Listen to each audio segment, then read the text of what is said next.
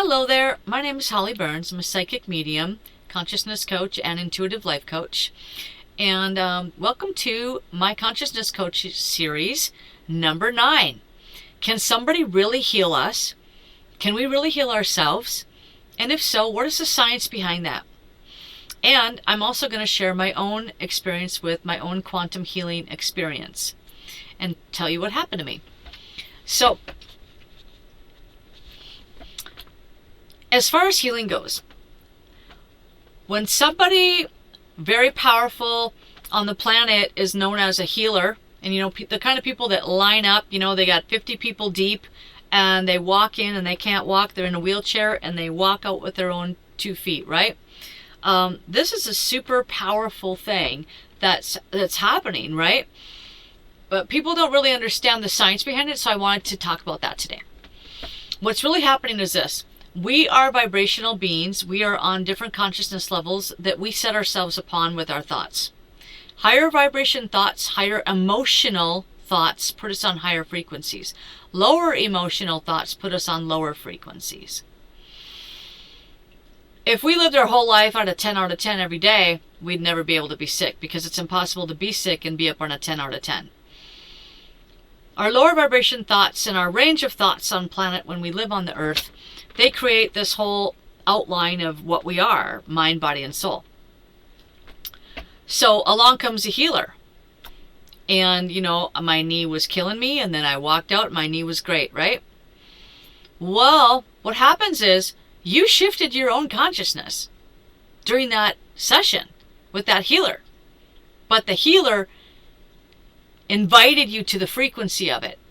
The healer found that frequency of your wellness, tuned their own consciousness to that frequency of your wellness, and offered it to you so strongly that your body went to it and your body tuned to that frequency. So the healer does a really important thing where there are the infinite amounts of frequencies that you can vibrate on. They have this gift to be able to tune you to your wellness and offer that frequency to you. So it's helping us. It's a guide. It's a guide for us. But you're not, and when you don't think of having to do anything, because I don't want you to go out there and think of, I have to heal myself when the healer's healing me. You don't have to think that way. The more free you are with your thoughts, the more easily your consciousness can shift. So the reason why you shifted that consciousness and experienced that healing was because you had zero resistance to it. When we put resistance in our way, that's what actually stops our healing. So you can go on believing if you want, believe that person can heal you, because that's the belief in that is what healed you, not the healer. You get it? Your belief in it. You shifted yourself to a level of consciousness where you believed it was possible, and you released resistance that stopped you from accepting that reality. So that's what's happening. You're working in tandem. You're working in partnership with the healer, because our bodies want to tune to the frequencies around us. So the healer is acting like a frequency tuner for us and helping our bodies know where to go, emotionally, physically, mentally, and vibrationally. Most importantly, vibrationally. It's all about vibration. And there's a 100% well version of us that exists in a parallel dimension to us at all times that we can be. The universe does not stop us from being that. It never says, no, you can't be that. You have to stay over here in this dimension with this broken leg and it'll never go straight again. It doesn't say that. We always have the power to get ourselves back to this 100% wellness state.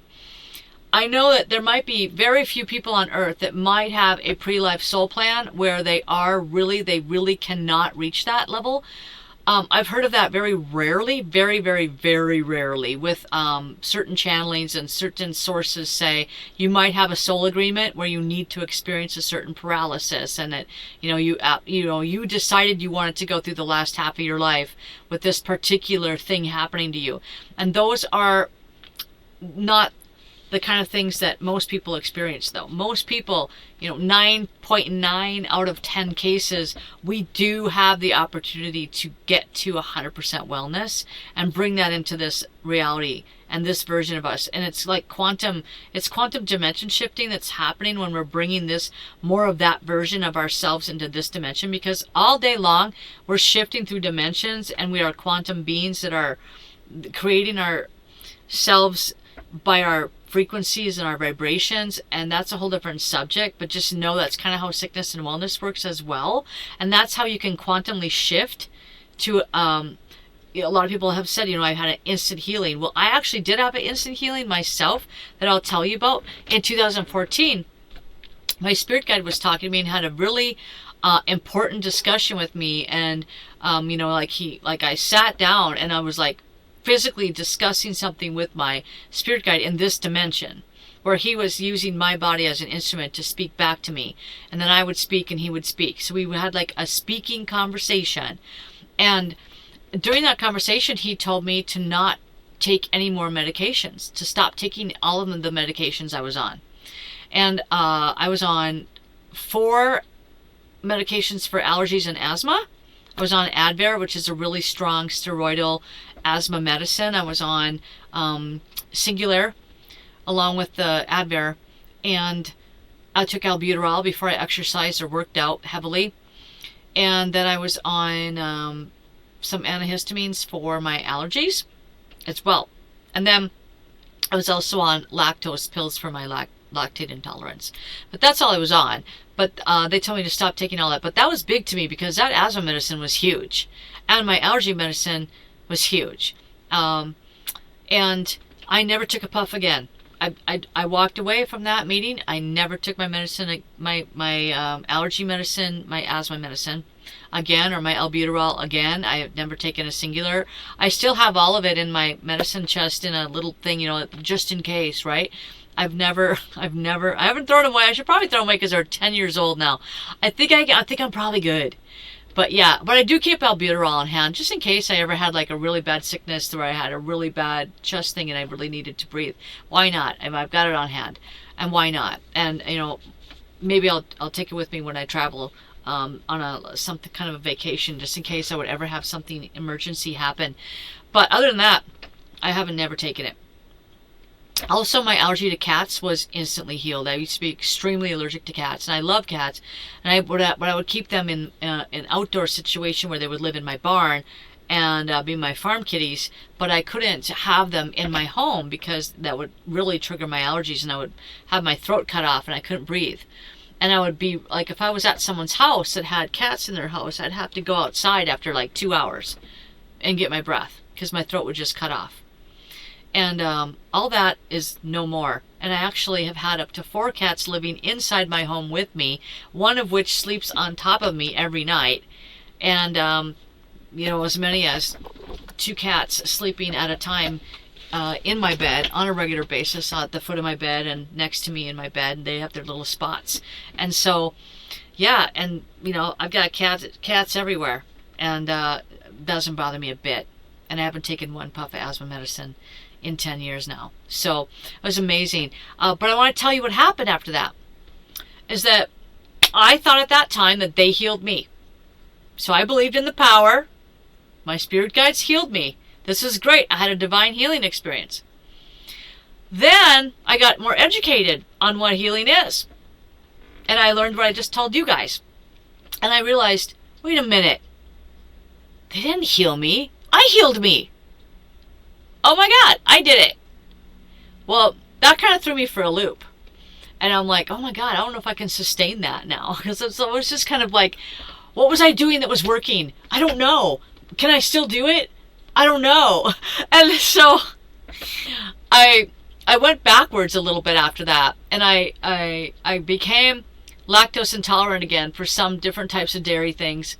And I needed my nasal spray again because my nose swelled up. And I had mild allergies compared to what I had before. Very mild.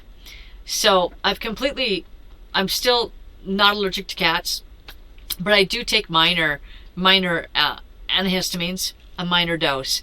And like I said, I take my nasal spray. And I do keep my lactate pills on hand. And so I'm a little disappointed in myself, but not really. I kind of am, but not really. If I had more time, I would work on it. If I had time to work on me more and work on my consciousness in that area, I could totally get back again and fix everything, but it's just not, I just don't want to put my energy into that right now. I'm good with where I am, but I'm really excited about the fact that I'm not allergic to cats anymore the way I was, and that I don't have asthma anymore, because that was huge. That was like the biggest plague in my life, and it's gone. In an instant, it was gone and never came back. So that's pretty exciting. And how you can work on your own healing compared to someone else healing you. Now that you understand the physics of what's going on with healing, is that it's our own brain shifting our own consciousness. You can apply that to yourself. But I'm not saying that you shouldn't use the tools around you. So the tips of the day are, to leave you with your own healing, is to understand that anything that helps tune your vibration to a higher frequency is a wonderful tool to use. The earth is full of plentiful tools for us to use in our healing.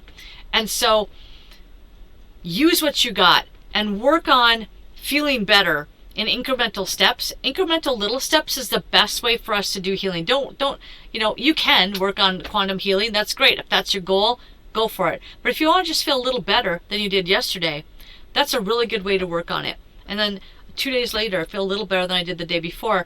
And I recommend taking a journal and writing down what you could do in that day. And then 2 weeks later, you'll be like, wow, I just did like 10 more things today than I did 2 weeks ago because I was so tired. But I'm getting a lot more well now, and I'm feeling a lot stronger, and I can do this now. Like if you're coming back from a long-term illness or something like that, write down those little steps, because many times I find that people don't see that little bit of difference that's happening in their wellness, and so then they get discouraged and they fall back again. So you want to prevent yourself from getting discouraged when you're working on this self-healing. And anything that you want to use to, sound vibration, putting on some music, going for a walk. Also to let you know, nature is a very healing thing. Nature transmutes you.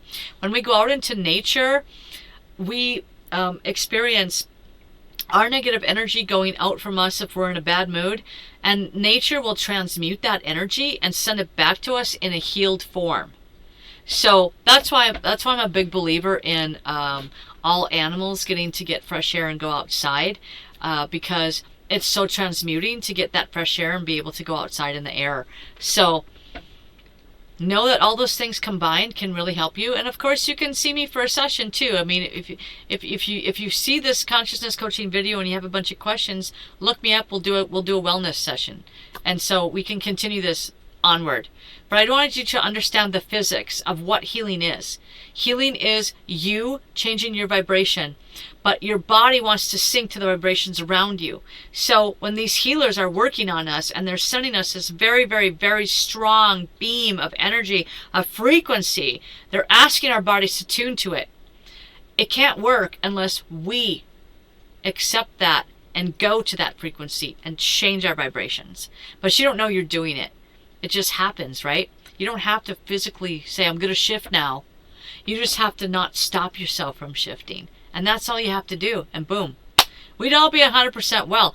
If we walked around all day and didn't create any resistance on our paths, we would all be well all the time. All that's happening with our bodies not being 100% well is a reflection of us not being 100% aligned 100% of the time. Or we come into the earth with a soul agreement where we start from a point. And we have a starting point. But that's usually from something that's been created before too, that we're still working on, that we're bringing forth. That's also resistance we're bringing in, that we decided we wanted to do. It's all resistance. Anytime we're sick, it's some sort of resistance. So hopefully that is informative for you, and you can move forward that and enjoy your healing. Happy healing, everybody. Hope you guys all feel better and better and better now after applying these concepts.